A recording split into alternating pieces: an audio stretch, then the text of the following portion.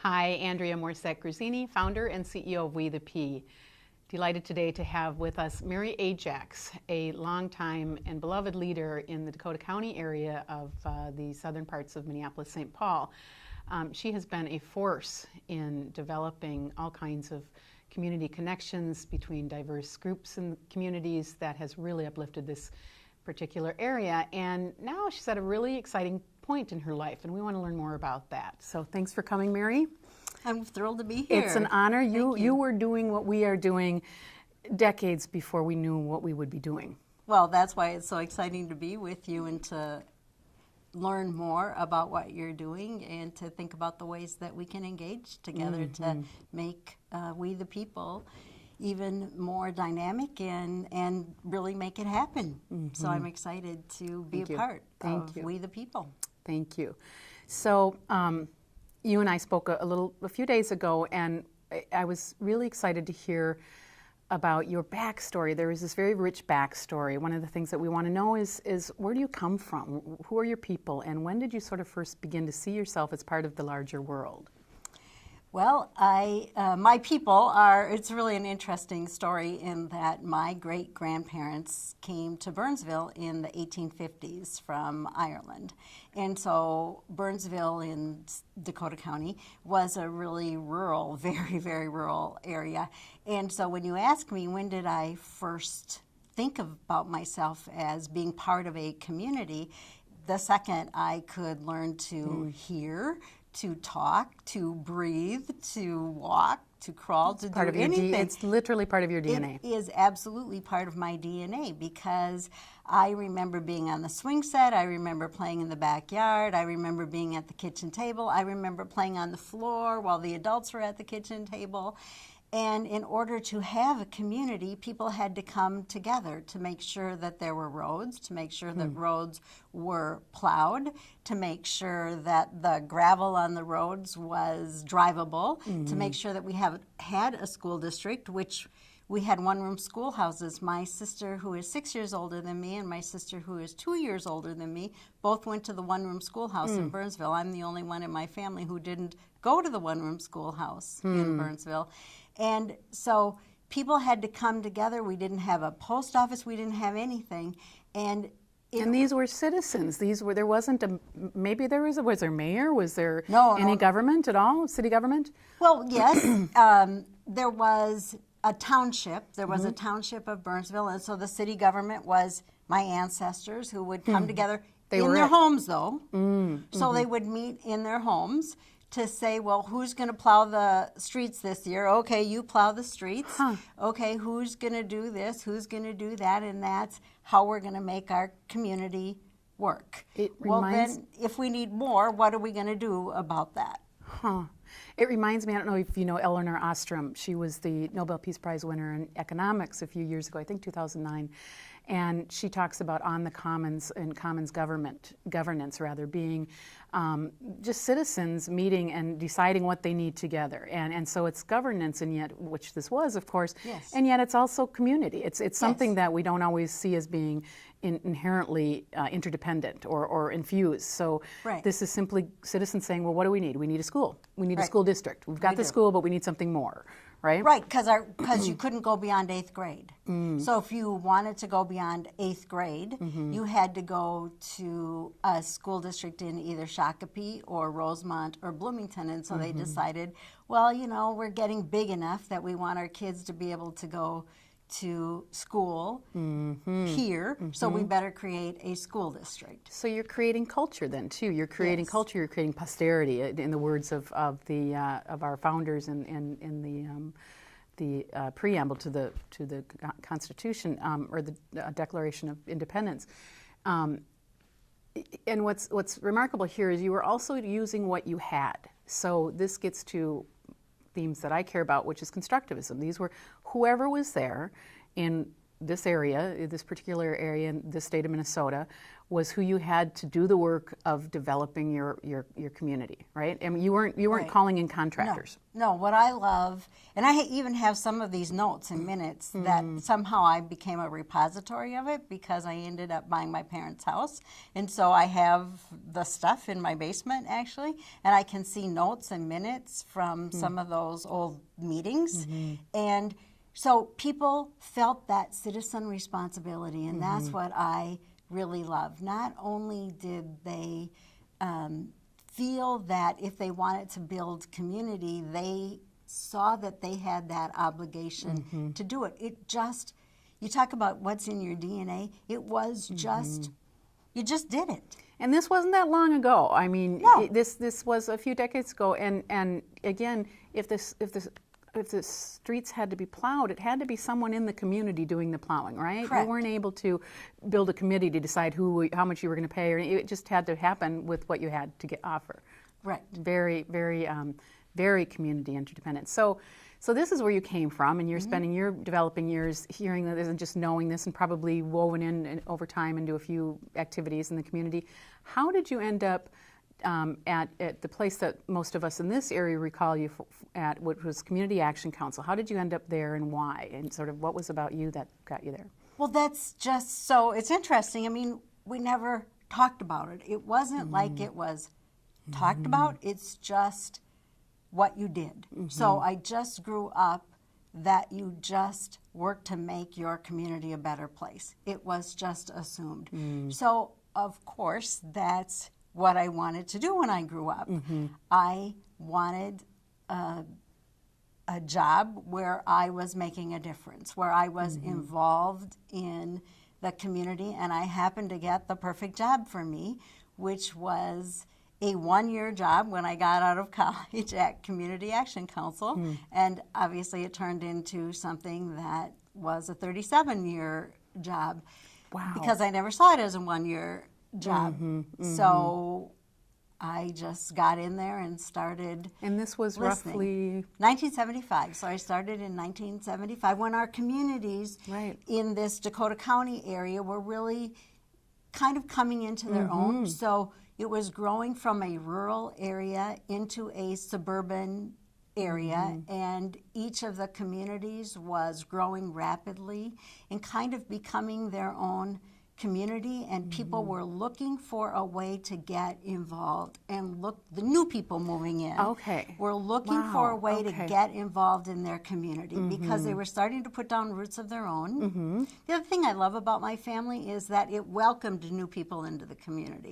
It didn't feel like, no, we're here, we don't want you here. Right. It always was excited and welcomed new people into the community, and as new people came into the community, new people wanted to put down their roots and make it a community and a home. And how do you do that? So you do that by getting involved in your community, and that's what Community Action Council was. It was a vehicle for people to come together, to know each other, to join resources, and as much as make any difference in the community, make a difference in their own lives by building a sense of community for each other. So by being involved, they were improving their community for themselves and their families, is what I'm hearing you say. And you, as existing citizens or the old guard, sort of your ancestors were saying, these newcomers are not, they're not going to change us for the negative. They're assets to what we're trying to accomplish here. They have something to offer that we want. Yes, right? yes, I never. So it wasn't we have to accommodate or tolerate. It's hey, they've got something that we don't have just yet, or right. they I never might. once heard my ancestors talk negatively about the growth. It was just the way it was. So it was just part of community. And then I had the great fortune of working for an organization that was a community building organization, and that understood that, and that loved that, and that loved linking people together, was an asset building organization, and loved that asset approach, which fit perfect for me. Exactly. And this was this unusual in this is the 70s? First of all, as you said, the community itself was really coming into its own, and was an upper middle class community, a southern suburb of the Twin Cities.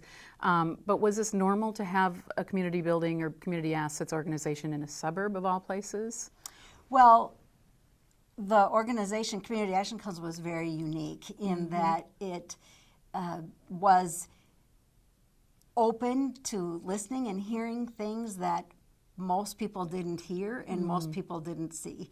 So our ears were open and our eyes were open, and we were hearing and seeing things that a lot of people just didn't either want to hear or didn't hear or didn't want to see or just didn't see. And then we were open to getting people engaged in responding to that, so that we could open the ears and eyes of the entire community. So what do you mean when you say everyone. open ears and eyes? So what were you hearing? What were you seeing that others maybe weren't seeing?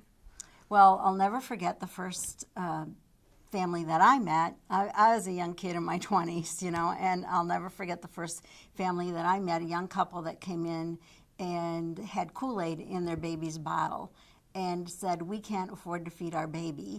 All we have is Kool-Aid. And we don't care if we go hungry, but please, do you have some formula that we could have for our baby? And so there was hunger in the community. There were people who were struggling with that. There were people who didn't have rides to the doctor. We didn't have public transportation. We didn't have any way. If you lived here, you had to have a car, and having a car is expensive. Why problems like these in an upper middle class, quote unquote, almost wealthy community? I mean, we just don't associate those types of needs in a wealthy community. One thing has to go wrong. You lose your job, you have a health problem, and you're not able to work. You get a divorce. For years, Dakota County had the highest divorce rate in the state of Minnesota. Wow. And divorce sends families, particularly women, into economic chaos, not to mention other chaos that can happen to, right.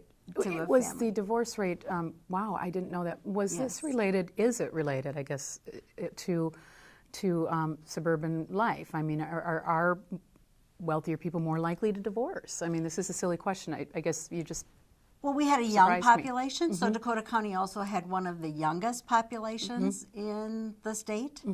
So I think that we had a young population with young children, so we had that age of young married families, and then we had people who, you know, after X amount of years of being married, we also had, in fact, we had one of the highest divorce rates in the nation. Not only the highest divorce rate in the country, but the highest divorce rate in the nation. So we just went through some really trying sort of a perfect storm almost for families. And the other thing that we were really hearing then was also about violence in homes. And believe me, absolutely nobody in 1970s. not in my backyard. Well, nobody was talking about that in any backyard. Right. That was absolutely not talked about. We associate anywhere. violence, particularly domestic violence, with struggling inner city, urban areas, maybe immigrant groups. Again, these are generally pretty stable communities. This was so how? It was everywhere. How could it be? It was everywhere. And so what one would think of as just, you know, some of the most perfect families. Didn't matter if it was the doctor who was head of pathology at a hospital who killed his wife, and while she was holding on to their children's And hands. this happened. This in happened community. here, yes, right here in Dakota County. Another family who was such horrific violence that I can't even begin to tell you the number of people that I know who have been murdered. I can't even count them anymore. But why don't we which hear? Is the Why don't most the communities extreme hear sense this? of violence. Why People aren't hear what neighbors they are noticing willing this? to hear. People hear what they are most comfortable hearing. We have come so far when no one could hear anything. When I first started hearing it myself, then I was talking about this. So I was everywhere talking about this. I was at churches. I was in women's groups. I was everywhere talking about this. And so many people would look at me and say, why are you doing this? Therapists would say, why are you talking about this? This isn't a problem. It's negative. And I would say, you don't have anyone in marriage counseling where she says that he hits her. Well, 2/3 of my caseload says that. But, you know, it's marriage counseling. They want it to work. So we saw it as a family matter and as a marriage problem and a communication issue that we could fix instead of that this is an assault and this is a person controlling another person through their assault. And we didn't see it as a crime and violence. In fact, it wasn't a crime unless the person pressed charges. And so laws had to be changed and things had to happen. And so we have come so far. Now we as a community are so much more open to so many different things that are happening in the community. But, you know, we all want to believe that everything is perfect. Right. In our own families, in everywhere, in our neighborhoods. And it's easier as someone I know who does work in inner city areas and has also worked with very wealthy communities, says it's just easier to hide if you're in a suburban or a wealthier area. It's you just have the right car and the right house. That is almost enough to help hide the real reality of the struggles that are going on inside the house. It is easier to hide, and I think it's harder to admit and it's harder to be believed. And so I always felt that it was actually easier for low-income women to call the police, to have a neighbor call the police, to actually get out of a bad situation because they, in some ways, had less to lose.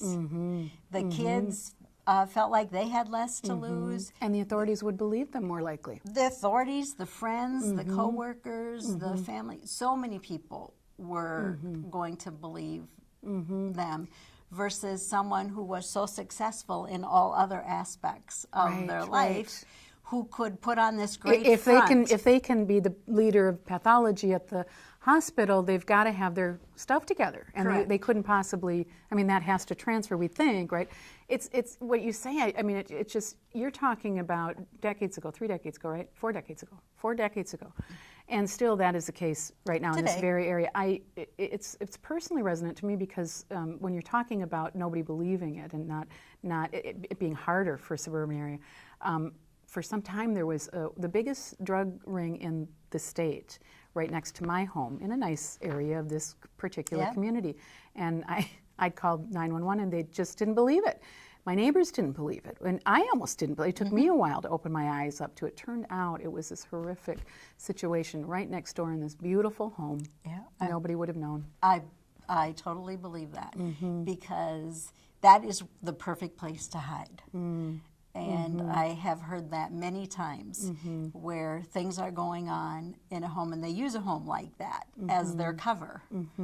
And until you can build a case why someone should go in and believe it. And it took time. The police would say, we're driving by, we're not seeing anything. And of course they couldn't do much more. And I would say, but I'm seeing things, and they would, they were patient, and yet it took a long time to establish enough evidence that there actually was something suspicious going on. Turns out it was the worst in the state. The other thing that I'm struck by as you're speaking about domestic violence is something that I heard from the local police chief just recently. He said that while in terms of overall violence is down, but domestic violence is up. And what do you make of that? First of all, you saw me catch my breath in that I'm very concerned about the number of really high-profile murders that we've seen throughout this state, young women who were murdered, their bodies hidden. These four, young, at least 4. And the other thing that you'll find through all those cases is what we find in women who have been murdered, rarely have they sought help or protection for the violence. And so they're young, seemingly competent, capable women who think that they can handle it. And they really don't think anything bad is going to happen to them and that they can handle the guy and just put an end to this relationship. Leaving a relationship is the most dangerous thing that a person in a violent relationship can do. Now, it's probably what she has to do in order to be safe, but what everyone needs to be aware of in her support network is that it is the most dangerous thing that she can do. So they need to be there for her, and they need to protect her, and they need to help her understand how dangerous that it is. So as we are raising women to be more aware, just as we're creating more awareness and we're giving people more confidence, the flip side of that is that I think we're encouraging people to almost be more confident, and therefore it's more dangerous. Is there more boldness on the part of the perpetrators as well that relates to that at all? Why is there an increase? Desperateness. So it's about power and control, and as the victim is getting more stronger, then the perpetrator gains more and more control. And seeks more and more control. And does whatever it is that they need to do. And especially when they become suicidal, that's really dangerous because then they really have nothing to lose. So if it's a murder-suicide, they have nothing to lose. Why not? And we have increases in suicide as well. We do. And I think that as women feel like I can handle this. I'm more confident. I can handle this. I'm not going to seek more. I can handle this on my own. Don't worry, Mom and Dad. Don't worry, friends. I've got this. I'm going to go break up with him and it'll be fine. Or I'm going to do this or that. These perpetrators are... Let's talk about community then. What is the community role in a situation? And our talk is going a little bit on in this area, but I think it really gets to this idea of hidden humanity or of hidden realities. We're talking about domestic violence. We're talking about how it was back in the 70s and how it's still a huge problem, perhaps more in different ways. You're talking about the increases having to do with increases in empowerment and women actually feeling stronger and that producing some sort of a protective interpretation that maybe isn't enough. And so they're not seeking help. They're thinking that I'm strong enough to handle whatever comes my way because we have done a good job in our culture of empowering women to feel stronger. And conversely, then we've also got, if domestic assault and sexual assault is about power, then the perpetrators to obtain more power are going to become more and more provocative, is what I'm hearing you say. And that does perhaps explain exactly what's going on now. What I'm interested in understanding is what is the community component? We talk about social services or, or the police and the court system and so forth. My personal view is important as both the police and the courts are, is they do very little to stop this. And it's clear. We are they can't.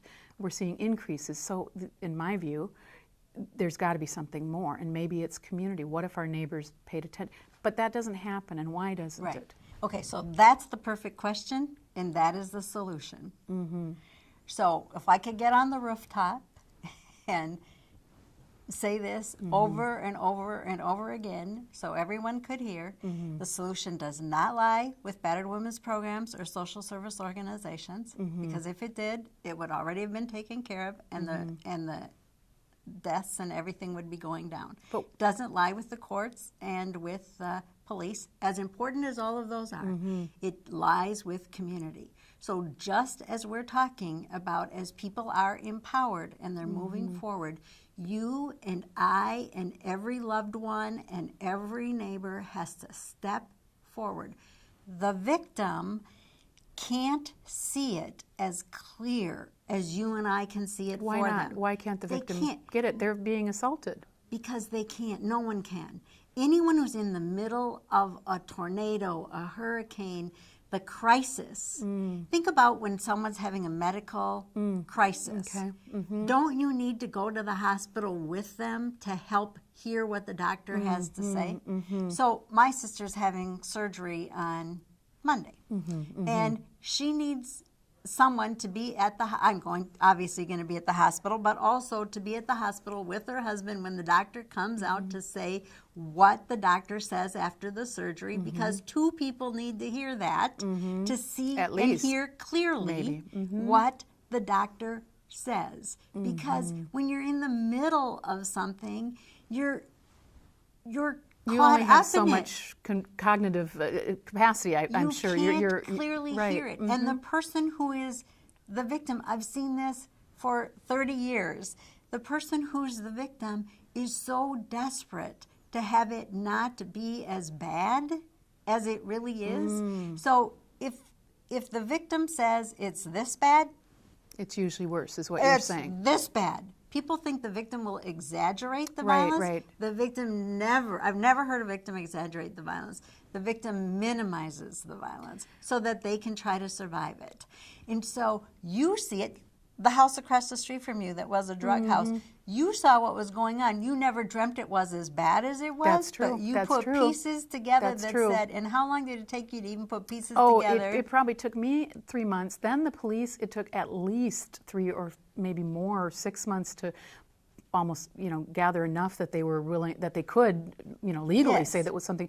And then it took them another, and they told me this. They said it'll take a long time for us to actually bust them because it's so complex. So it Right. took them a good 6 months after that. to put it together. And then it was so much worse than you imagined. Right. So the person in the middle of it can't, in order to survive, they cannot begin to see how horrific it is. I have had thousands of conversations with people where I have had to say to them, let me say back to you what I'm hearing about how dangerous this is. You need to hear how dangerous this is. And then to the parents, and then to the Well, and loved what ones about- and the friends. And that's where the community has to And this step isn't in. only young women. This No. is often educated, Oh, yeah.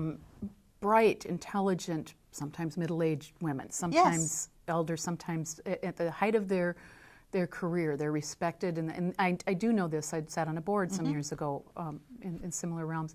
That I know, and these are people of rationality. These are Right. people that are not reckless. Correct. And yet you're saying that, forgive me, and I don't mean to offend, but that they don't fully understand how bad they're being treated. They or how absolutely do not. dangerous perhaps some of their decisions to be in relationship with so and such might be. These are smart women. They're very smart, but they can't understand it because in order to survive, so we're not insulting So we them. have to in order believe- to survive it, they can only see so much of it, and they have to believe it's getting better and that it's not that bad, because it would be so incredibly scary to see how dangerous it really truly is. Right. So those of us around them have to help them see how dangerous it really is, and sometimes act on their behalf about how dangerous it really truly is, and step in. Just like if it was a serious illness and we had to step in and say, a heart attack victim who says, don't call fine. yet. I'm fine. fine. I'm As fine. their, I'm fine. Heart is, right. Don't call. Right. Don't call. Wait another 10 This is a big, minutes. strong guy Wait, usually, right? Saying, I'm perfectly fine. And I then can you work through finally this. I'm say, tough. No, I'm calling 911. It's no different. Makes sense. That makes a lot of sense. So if you think about it that way, it is no different than that. It is typical human behavior, and we need to What about respond us as neighbors then? exactly the same way. I think what I'm hearing you say about victims, and this does resonate, and it really is the same for the heart attack, the male heart attack Yeah. victim as the woman battering victim. It has to do somewhat with ego, with protecting our ego, and this is sort of abstract, but it has to do with our inherent human idealism, that we're okay, that we can handle it, and that we maybe don't want to make things worse, but it's less rational and more simply about our natural belief that things are going to be okay, right? Is Right. that it? First of all, she's a survivor, and so Okay. it cannot possibly be that bad. Right, because right, she okay. has survived it this far. Or he And with the heart attack, he- same thing. He's, correct. you know, We are all survivors. And so because we're survivors, whether it's with a heart attack or whether it's a survivor of domestic violence or sexual assault, Got it. we are survivors. And we have survived and we are going to survive. Sure. And therefore, it cannot possibly be that so bad. what about us as a community? Does that translate then to us as Yes. a community? We go, this couldn't possibly be happening to my smart, intelligent neighbor she's the executive at Right. 3M, or forgive me, I don't know Yes, that for this is wherever. an example, but right. And therefore, it can't be that bad. Oh, it must not be any of She's my business. exaggerating. It can't be that bad. She's Oh, I holding a think I grudge. hear a big fight over there, but it's really none of my business. Oh, I think I see blah, blah, blah. I think something's not But right. it could I have think I been, maybe think- I missaw, yeah, right? she could handle it if there was something going on. Sure. I shouldn't get involved. Versus, Right. and this is hard, I don't in any way want to say yeah. that it isn't hard. It's very hard. But this is where we have to have the courage to help act on that person's behalf. Because if they could do it, they would. But we need to think just like a heart attack victim. So we have to make things simple and we have to step up and we have to say, I am really afraid for you. I don't think it's okay. And I think it's more dangerous than you think it is. And here's why. And I'm not going to let this happen to you. Right. I want to bring this into a realm that might be more relatable to, forgive me, men or professional women, because I think we sort of miss that. If we're in a business setting, we have advisors, we have a boss, we may have a colleague that is a secretary or a assistant, or so we've got all these all of these supports around us. And when the company is having struggles, we're generally going to call in those supports. And even if we don't, it's often the case that one of them is going to go, hey, you got to work on this problem in the company. We don't, but we assume in our home lives that we don't need that sort of, hey, you need our help, or hey, we're going to help you work on this, right? I mean, so we wouldn't think of operating so independently in a work realm. It would be the recipe for failure in business, right? Right. But we don't transfer that in personal. Because there's still this stigma and embarrassment to it, and the abusive person makes damn sure Right, that's that part of the you pattern. think it's your fault. Right, And right. if you tell anyone, I will kill you. Right. So right. there's a lot of threats around that. And there's also those threats are amplified, or they tend to wave out from there. In other words, I've heard this one, that there's fear, if I support this person, I'm at risk. Well, yes. And that might be, And perhaps. occasionally that has happened. And so do it safely and do it carefully. And that's where, 911 is really important, or calling and getting support and help from a Battered Women's Program or something to ask, how should I do this? I mean, don't be foolish. So Don't be not only stupid. battered women can call the battered women, the Correct. neighbor can, the friend can, Right. the colleague can, anybody Yes. can. The Facebook friend who knows some little right. something. And I talked to many employers and many parents and many friends and many people who I was supporting in their role as a support person to the survivor. What's the other thing that we have is, and this is very intrinsic to what WetheP is about, is this idea that the larger culture is giving all kinds of messages too. So we're talking about a microculture, our neighborhood or our friend or colleague or whatever. But now we're talking about a larger culture too. And what we've seen in this past year that's been pretty stunning to a lot of us is what's now being termed rape culture.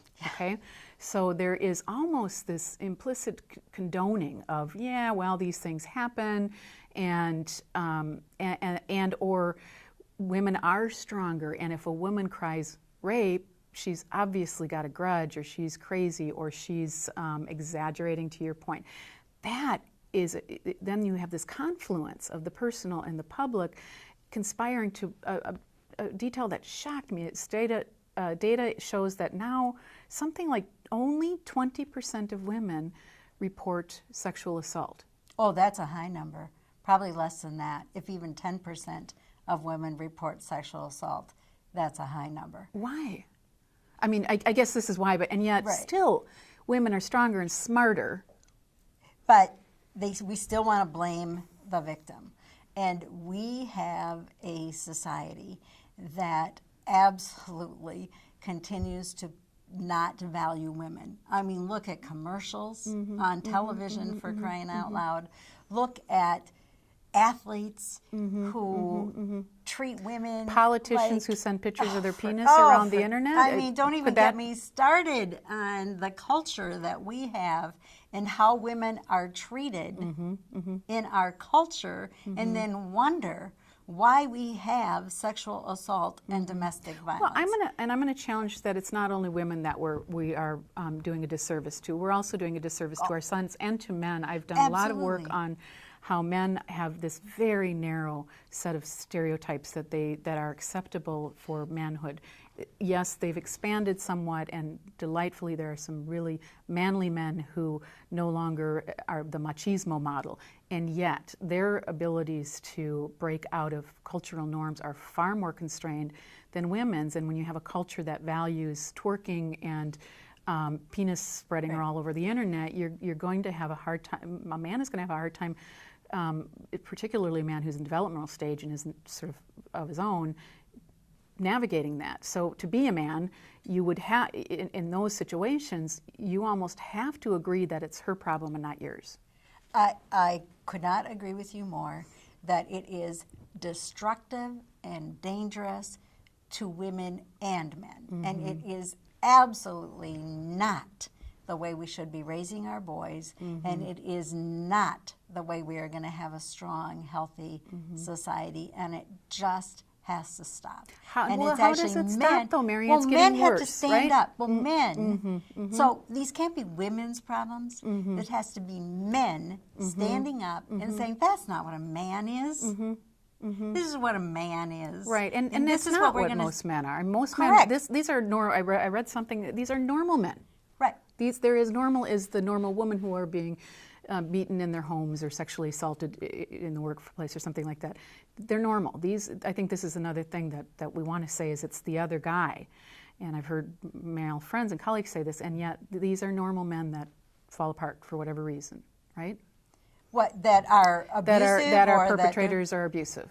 I mean, they Yes. look normal from the outside, is what I'm saying, right? Oh, I will never forget. And they're holding it first- together somehow. I will never forget the first murderer that I unfortunately I know many murderers, but I'll never and sat next to them at my son's basketball games, or first time I got on an elevator with a murderer. I was just, what shocked me is that I wanted a murderer to look like a murderer that I would never get on an elevator with. You know, the kind where you go, ooh, at that floor and run. Right. Something's And there I off. was on the elevator with them thinking, there's nothing about this person that would scare the heck out of me. I'd get on an elevator with this person, and you are on trial for murder. And honestly, people who I'm sitting next to at a basketball game, and next thing I know, he has murdered his wife. And now, so yes, they are our neighbors. These are people that are our neighbors. Their kids go to school with our kids. They live right here among us. They are not people who have just gotten out of prison and are on the sex offender list. Some of them are probably, but that's not who I'm talking about. Those are known dangers. The Right. unknown dangers is what you're talking about as being almost more dangerous. Right. They are people that you just don't think twice about. You know them, and your kids know them, and you interact with them every day. And they might be the neighbor that's struggling at work and you don't know it, or has an addiction that is not clear. So they might look and be in many ways normal. They might even be in many ways nice, quote unquote, and yet there's this other piece of them that's falling apart and expressing as violence, right? Correct. And the earlier that we can intervene with young children, you know, all the studies show it's actually before age 3 that's where we should be putting our dollars, and that's where we should be supporting families, because if we can get kids off to a healthy start, in the end we'll have a much healthier. Is that true? I mean, I get what you're saying. I definitely get what you're saying in terms of it allows children, it lays down those cognitive and emotional social abilities that are critical, particularly in this complex world. And yet, again, we have in this community and many communities across the country, there are children that went to preschool, that were well cared for as babies, and still this community is struggling tremendously, as many communities are struggling with domestic violence and rape. So while I think that's important, I want to go back to your claim that men have to be part of the answer. And I'm going to go, well, how the heck is that going to happen? Well, how's it going to happen? There are some men's movements, and there are more and more where men are understanding that they're the solution, that it was women who identified this and it was considered a women's issue. It still is considered a women's issue. And until mass men stand up and say, you know what, this is not a women's issue, this is a men's issue. And we as women can't make it a men's issue. Men are going to have to make it a men's issue. So that's the only way that it can really happen. If men demand that everything is different, that ads are different, that sports teams are different. And I have 2 boys. They're in their 20s now. They're wonderful, thank heavens. And a great husband. And I imagine. Yeah. They've had the benefit of understanding all of this through you, I'm sure. Yeah, they're, you know, so I have a wonderful, wonderful men in my life. But that's the solution. Men are the solution. And I would say there are good men that sometimes in future struggle, and the point that I've seen some men make, and that really resonates with me, is they don't want their gender to be perceived as the perpetrators. And if they don't want to, then they're the ones they're really the only ones who other men are going to listen to, in mass anyway, right? Men understand men at a level that sometimes the rest of us don't, right? Or even social services or whatever the case may be. But individual men, and there are some movements like that out there. They are coming, and hopefully, and not a moment too soon, and let's hope that they take hold. That was really rich to talk about that, and I appreciate that, because what I think is so important is what you're talking about is the hidden humanity or the hidden reality, and it's so hard for us to get there. So tell me a little bit more, and by the way, I should add the reason that this is seeming so exciting to talk to Mary about this probably makes sense when you learn that she also got an Emmy for a program that she did with local authorities on this very issue some years ago. So this is very much your expertise. So appreciate that. So tell me now, let's try to transition this a little bit. You've got all this experience, and you were the founder of the Lewis House, with the Lewis House. Was it Robert Lewis House? Forgive me. Yep. Remains an asset and resource for women's and domestic violence. You also founded a clothes closet, which distributed clothing mostly and some food sometimes. Yep, food shelf. We have a food shelf. Okay, we had staff great. in schools, trying to make sure that kids succeed in school, because you're right, that's the future. Dakota Healthy Families, that's where we support families. That's my love of helping kids get off to a healthy start, so that families, the second if you're pregnant, you get good prenatal care, and you make sure that your kids get off to a healthy start. Because if we can help parents do a really good job of being a parent, and these are parents who, if you could read their life, they didn't have that. And so they don't know how to be a parent. They want to be a good parent, but they don't know how to be a good parent. And so we can do home visiting with them to help make sure that they're a good parent. So that's a great program that we started.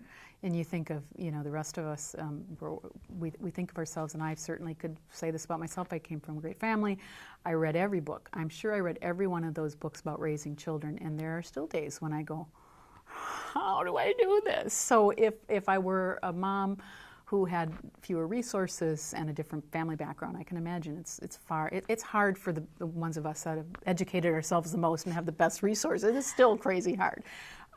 So then all of this grew into what is now 360 Communities, again, a Dakota County agency, and you just recently left about a year ago, and you told me that you're experiencing a year of reflection. and you know, determining what your next steps are. And I'm excited to hear about what were some of the lessons that you learned as you moved into 360 Communities, which was a larger organization that you developed, and then that you're taking forward, and then what is your next steps? Well, first of all, you just said something that I love about all of us learning how to be parents. I always say that my kids are my very best teachers. They have to teach us how to be parents, and I love so that. True. And so really the whole world is a teaching experience for us. And so I think that that's the way I see the world, that everything is an opportunity to learn.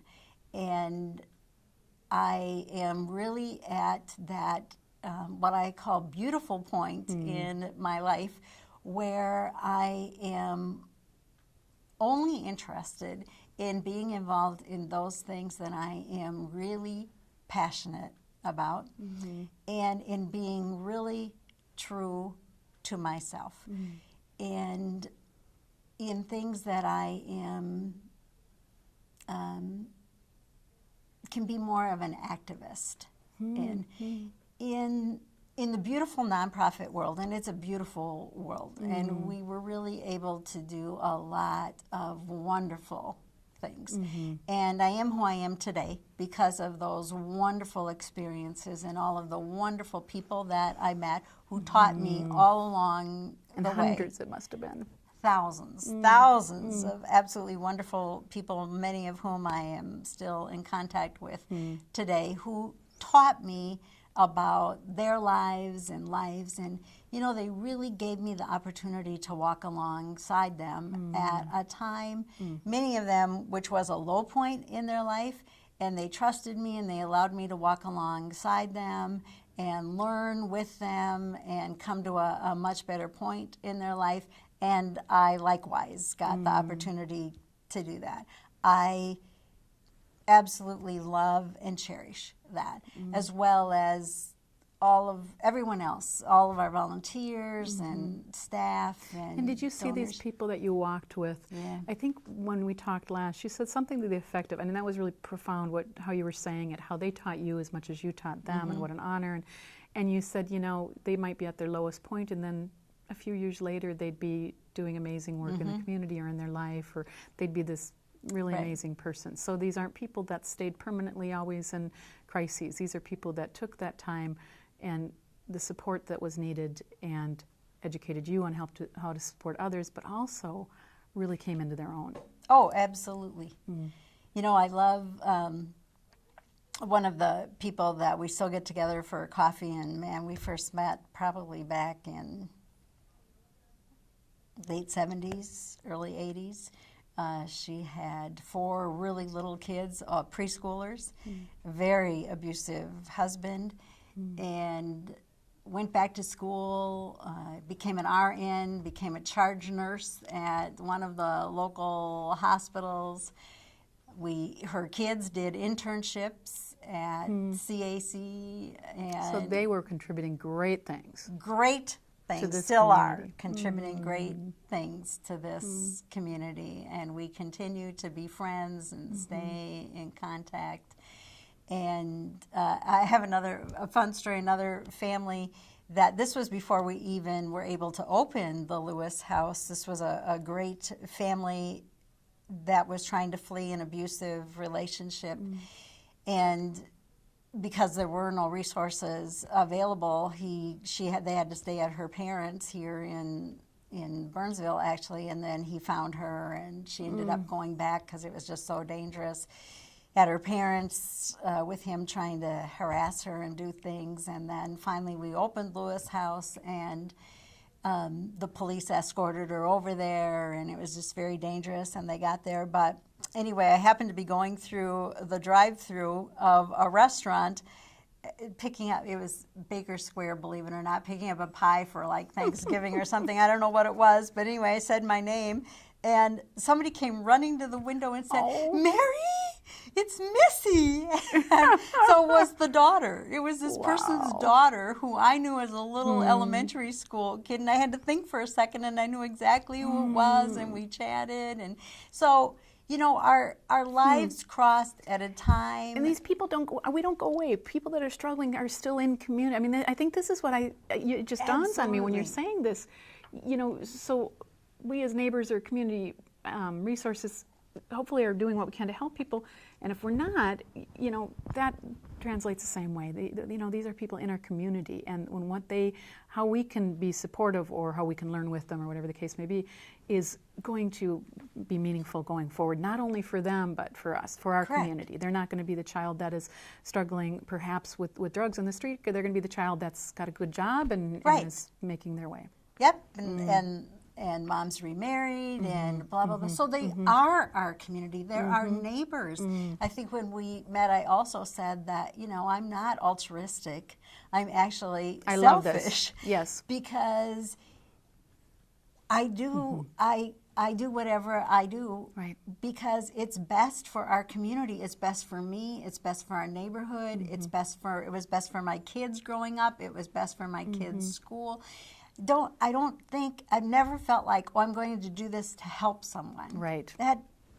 I hate that, to be perfectly frank. I do too. I do too. Hate it. Right. And not only because it's condescending. That's almost the least of it. Because it's unproductive. Yes. Sympathy is wasted. Correct. It's this. Altruism is this. Yes. But working with people in your community that you know you're going to be living with is improving your life. Right? Yes. It improves my life. My children's. It improves my children's life. It improves my neighborhood. It keeps the value of our homes up. It is just the right thing to do for all of the right reasons. And so what I'm interested in is continuing to do that because it is who I am. It is my DNA. It is the right thing to do. And maybe in my new life, I think I'm able to be more activist about it than I even was as part of a nonprofit where you probably have to be even more politically correct. Sure. Wonderful. So it's almost like you've only just begun now. This is a new chapter that integrates all of that rich history and learning and development that you went through as you were doing the work of being an engaged community professional, and now you can take it to even higher heights, it sounds like. Yeah, without the burden of needing, which was a wonderful burden. So I'm not in any way saying that it wasn't for that kind of work, absolutely, yes. But I'm not burdened by the running of an organization anymore and all that means, and I can just focus on the other aspects, the advocacy aspects of it and the connecting people aspects of it and the unity aspects of it. It's wonderful. Thank you very much. This is just powerful talk. Thank you. Mary Ajax, that's going to take a lot to absorb. I might have to watch this a few more times just to capture all the richness of what this woman has done for her community and the excitement of what she's going to bring to the world going forward. Again, Mary Ajax, thank you.